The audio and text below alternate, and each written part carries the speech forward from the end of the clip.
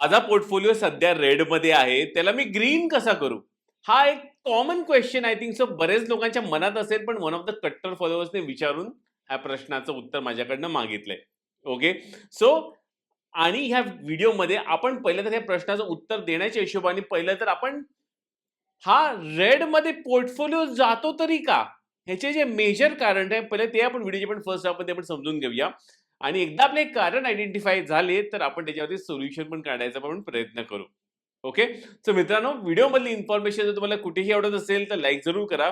जास्तीत जास्त मराठी माणसांमध्ये आपला व्हिडिओ शेअर करण्यास माझी मदत करा. माझं इंट्रोडक्शन करून घेतो. जय हिंद, जय महाराष्ट्र मित्रांनो. मी आहे महेश पाटील, शेअर मार्केटमधले ट्रेडर आणि एक म्युच्युअल फंड इन्व्हेस्टर. जर तुम्हाला शेअर मार्केट माझ्याकडे शिकायचं असेल टोटली फ्रीमध्ये, व्हिडिओच्या डिस्क्रिप्शनमध्ये हे लिंक दिलेलं आहे. या लिंकवर क्लिक करून तुमचं नाव, मोबाईल नंबर, ईमेल ॲड्रेस या तिन्ही गोष्टी माझ्या व्हॉट्सअपला पाठवा. एक 24 वेळेत रिप्लाय करतील. ऑफर केलेली प्रिंट वाचून घ्या. नंतर या लिंकवरती क्लिक करून जॉईन करा. माझ्या शेअर मार्केटच्या फ्री वेबिनार सिरीजच्या बॅचेस दर 15 दिवसाला सुरू होतात. आणि ह्या व्यतिरिक्त प्रत्येकाने ट्रेडिंग तर करावीच, पण इन्व्हेस्टिंग स्पेसिफिकली म्युच्युअल फंडच्या मार्फत करणं गरजेचं आहे. आणि ह्या व्हिडिओमध्ये ज्या सोल्युशनच्या बाबतीत मी सेकंड हाफमध्ये डिस्कस करेन ना, तिकडे म्युच्युअल फंड एक सोल्युशन म्हणून येणार आहे. ऑलराईट. पण तरी पण इंटरेस्टेड असाल, आत्ताच लिंक डिस्क्रिप्शन दिलेली आहे. या लिंकमध्ये क्लिक करून जस्ट मेसेज करा. येईल तो फॉर्म भरून घ्या.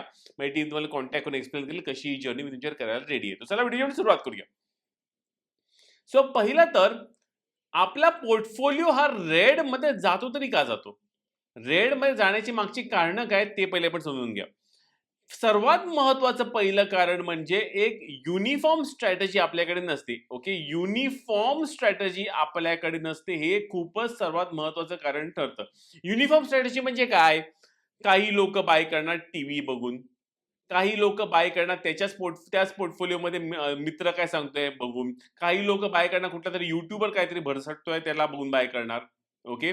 काही लोक बाय करणार मल्टिपल स्ट्रॅटेजीजला घेऊन. एक म्हणणार की मी एक ब्रेकआउट घेतो, एक म्हणणार एक मी डिप बाय घेतो, एक म्हणणार मी RSI वरती काम करतो. ऑलराईट. सो म्हणजे एकाच पोर्टफोलिओमध्ये तुम्ही टेक्निकल वरती पण काम करतात आहे, एकाच पोर्टफोलिओमध्ये तुम्ही वेगवेगळ्या लोकांकडनं तुम्ही ऐकतात आहे, एकाच पोर्टफोलिओमध्ये इव्हन फॉर दॅट मॅटर तुम्ही काही फंडामेंटलच्या स्ट्रॅटेजीज वरती तुम्ही डिव्हिडंड ओनली या समथिंग असं करून या गोष्टी करतात आहे. सो इन अदर वर्ड्स, मला जर ब्रॉडली क्लासिफाय करायचं असेल तर multiple technical strategies, multiple fundamental strategies आणि मल्टिपल सोर्सेस ज्याच्याकडनं तुम्ही इन्फॉर्मेशन ऐकतात त्यांच्याकडनं तुम्ही ॲज अ एक्सपर्ट गुरु मानून त्यांच्याकडनं तुम्ही त्यांचे बघून ते शेअर्स तुम्ही तुमच्या पोर्टफोलिओमध्ये ऍड करून त्या शेअरची पोर्टफोलिओची भुर्जी पाव करतात किंवा भेळपुरी करतात आणि त्याच्यामुळे तुमचा पोर्टफोलिओ मेनली रेडमध्ये येतो.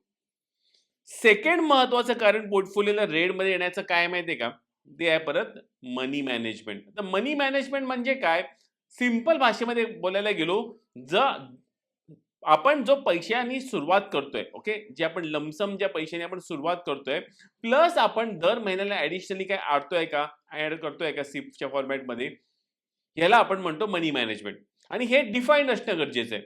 मी लमसम मी 1,00,000 सुरुवात करतोय, पण ऍट द सेम टाइम मी दर महिन्याला ऍडिशनली माझ्या ट्रेडिंग अकाउंटमध्ये सिप्स पण टाकणार आहे आणि दर वर्षाला एक मोठंसं लमसम पण मी टाकणार आहे.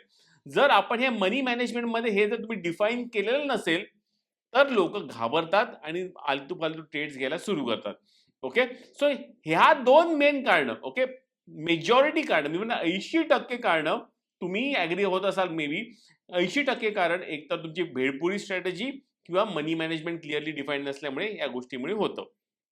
आता महत्वाचा क्वेश्चन म्हणजे आपला पोर्टफोलिओ जो रेडमध्ये गेलाय त्याला आता ग्रीनमध्ये कसा आणायचा? आता ग्रीनमध्ये आणण्याची प्रक्रिया कशी असते माहितीये का? त्याच्यामध्ये लेट्स से आता मी आजच्या तारखेला माझा 1,00,000चा पोर्टफोलिओ आहे. ऑलराईट. 1,00,000चा माझा पोर्टफोलिओ आहे, जो सध्या रेडमध्ये आहे. आता माझ्याकडे मी ह्याला स्ट्रेट अवे स्क्वेअर ऑफ करून पूर्ण कॅपिटल विड्रॉ करून रिस्ट्रक्चर पोर्टफोलिओ करू शकतो. हा पहिला मार्ग आहे. पण I think so most of the लोक तो मार्ग एक्सेप्ट करणार नाही, कारण लॉसेस कोणाला आवडत नाही. सो मी काय करेन इन दिस केस, हा जो 1,00,000चा पोर्टफोलिओ आहे ह्याला आहे तसं ठेवेन साईडला.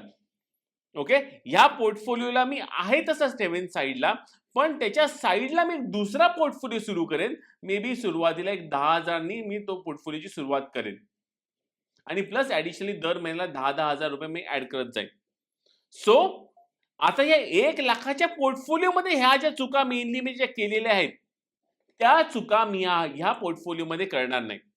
सो महिन्याच्या पहिल्या एंडमध्ये हा 1,00,000चा 1,10,000चा पोर्टफोलिओ होईल. नंतर at some point of time तुमचा हा मे बी एक वर्षभरात हा ऑलमोस्ट हा जो नवीन पोर्टफोलिओ तुमचा 50% ऑफ द टोटल पोर्टफोलिओ तुमचा असेल इन्व्हेस्टेड कॅपिटल. ओके. सो कारण हा पण 50% असणार, हा पण 50% असणार. सो जेव्हा हा नवीन तुमचा पोर्टफोलिओ जो फ्रेश तुमची इन्व्हेस्टमेंट तुम्ही करतात एका व्हेरी डिसिप्लिन प्लॅननी, तेव्हा तुमचा आणि याची वेटेज जेव्हा 50%च्या घरामध्ये पोहोचायला लागते, तेव्हा हा पोर्टफोलिओ आणि ह्या पोर्टफोलिओ मधलं अंतर पहिल्यांदा तुम्हाला समजतंय. कारण आपल्याला कसं आहे माहिती आहे का, जोपर्यंत आपण बघत नाही, जोपर्यंत आपण एक्सपिरियन्स करत नाही ना, तोपर्यंत तुम्ही एक्सेप्टच करणार नाही ह्या ज्या गोष्टी मी सांगतोय तुम्हाला. सो त्यासाठी मी तुम्हाला सांगतोय, की ह्या पोर्टफोलिओ न टच करता एक असा पोर्टफोलिओची सुरुवात करा. त्याच अकाउंटमध्ये बायदर करा, पण त्याच्यामध्ये एकच स्ट्रॅटेजीनी काम करा. मनी मॅनेजमेंटमध्ये सिप दर महिन्याला सिप त्या अकाउंटमध्ये असलीच पाहिजे. ओके. आणि फर्दर वर्षातून एकदा मोठी लमसम जरी टाकली तरी चांगली गोष्ट आहे. ह्या जरी 2 गोष्टी केल्या तरी मला वाटतं तुमची हा वाला पोर्टफोलिओ प्रोबॅबिलिटी वाईज हिरवंगार असणं गरजेचं आहे.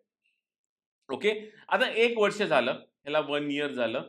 1 इयर डाउन द लाईन आता काय करायचं? तर 1 इयर डाउन द लाईन आपल्याला आता महत्त्वाचे स्टेप्स घ्यायचे आहेत. लेट्स से आता 1,00,000चा हा जो पोर्टफोलिओ जो लॉसेसमध्ये आहे आणि हा दुसरा 1,00,000चा पोर्टफोलिओ जो अप्रॉक्सिमेटली लेट्स से 1,20,000 पर्यंत पोहोचला इन प्रॉफिट्स.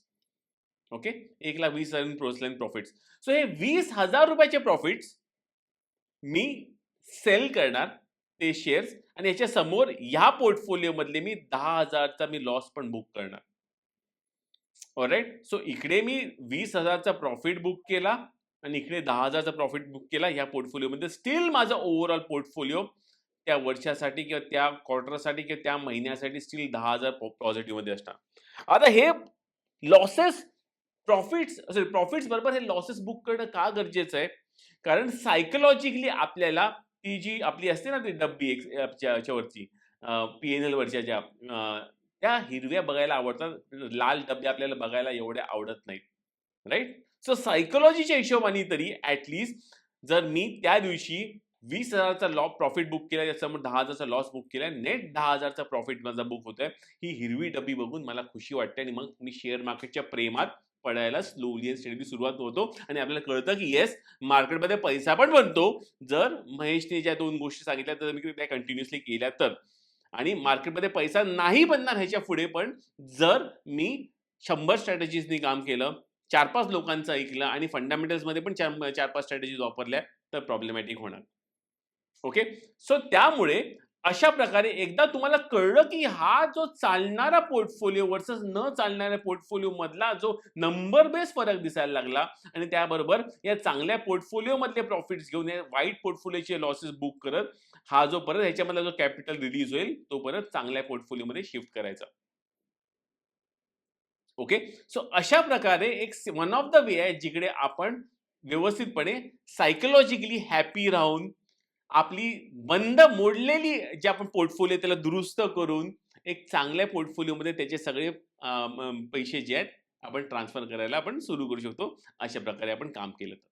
आता ह्याच्या पुढे एक स्टेप पलीकडे जाऊन मी प्रत्येकाला तेच सांगतोय व्हिडिओच्या स्टार्टला मी का सांगतोय आता तुम्ही समजून घ्या, की म्युच्युअल फंडमध्ये काय इन्व्हेस्ट केलं पाहिजे. आता हेच माझं सगळ्यांना क्वेश्चन आहे, की बाबा जर तुमचा लेट्स से 1,00,000चा पोर्टफोलिओ आता हे परत हे सेम लॉजिक ह्याला पण अप्लाय होतं. 1,00,000चा पोर्टफोलिओ आहे तुमचा जो लॉसेसमध्ये आहे. ओके. तर एक 10,000ची सिप सध्या मार्केट किंवा जी पण जमेल ती सिप सिप म्युच्युअल फंडमध्ये लावा.